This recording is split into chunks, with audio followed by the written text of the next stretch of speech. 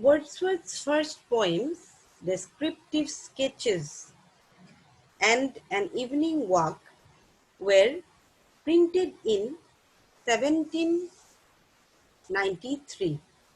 He wrote several pieces over the next several years. The year 1797 marked the beginning of Wordsworth's long friendship with Samuel Taylor Coleridge. Together they published Lyrical Ballads in 1798.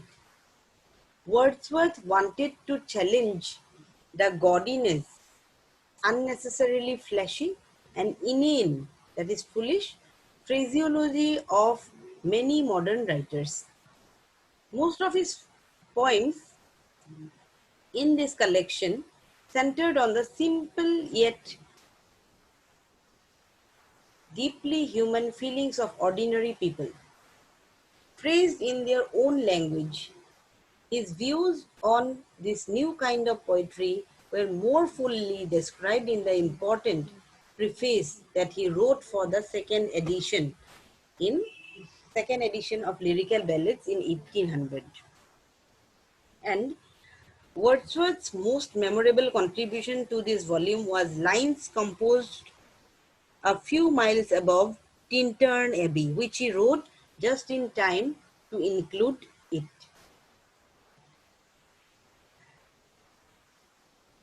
Wordsworth, even while writing his contributions to the lyrical ballads, had been feeling his way towards more ambitious schemes.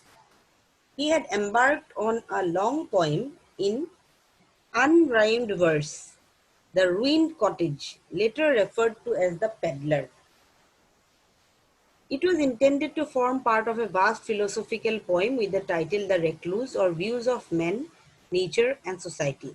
The grand project never materialized as originally planned. Abstract impersonal speculation was not comfortable for Wordsworth. He could handle experiences in the philosophical lyrical manner only if they were closely related to himself, and could arouse his creative feelings and imagination during the winter months he spent in Germany. He started work on his magnum opus, greatest work, that is the Prelude, or Growth of a Poet's Mind.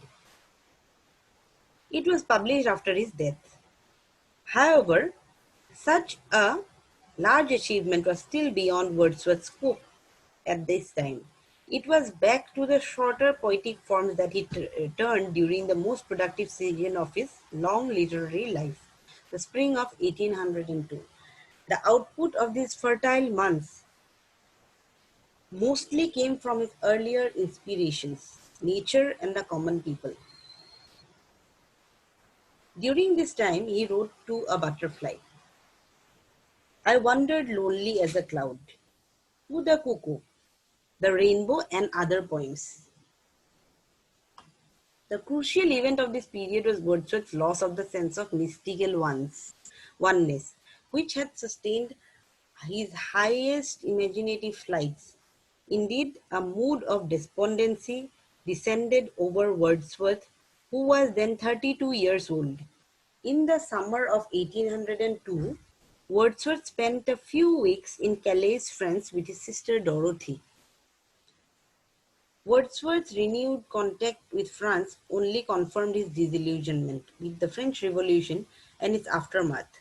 During this period, Wordsworth had become increasingly concerned with Coleridge, who by now was almost totally dependent upon opium for relief from his physical sufferings. Both friends came to believe that the realities of life were in stark contradiction to the visionary expectations of their youth. Wordsworth characteristically sought to redefine his own identity in ways that would never allow him a measure of meaning. The best poems of 1802, however, deal with a deeper level of inner change. In Wordsworth's poem, Imitations of Immortality, he plainly recognized that the things which I have seen, I now can see no more. Yet he emphasized that although the visionary gleam had fled, the memory remained, and although the celestial light had vanished, the common sight of meadow, grove, and stream was still a potent source of delight and solace. Thus, these intimations of immortality, these were published in the volume Poems in 2 volumes in 1807. And he also, after returning from England, he married Mary Hutchinson, who gave birth to the first of their 5 children in 1803.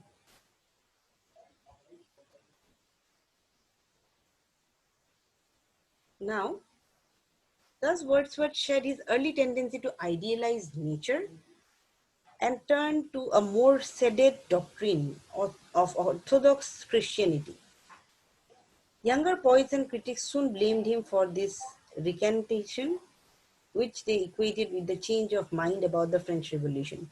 His ecclesiastical sonnets are clear evidence of the way in which love of freedom, nature, and the church came to come together at the same time in his mind.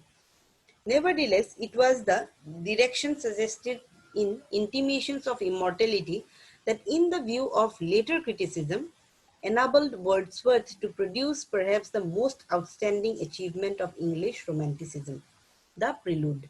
He worked on it on and off for several years and completed the first version in May 1805.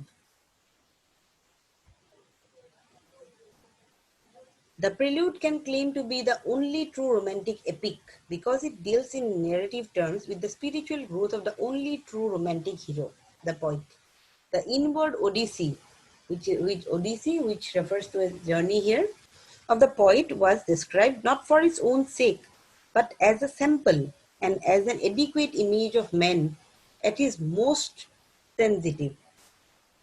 Wordsworth shared the general romantic notion that personal experience is the only way to gain living knowledge.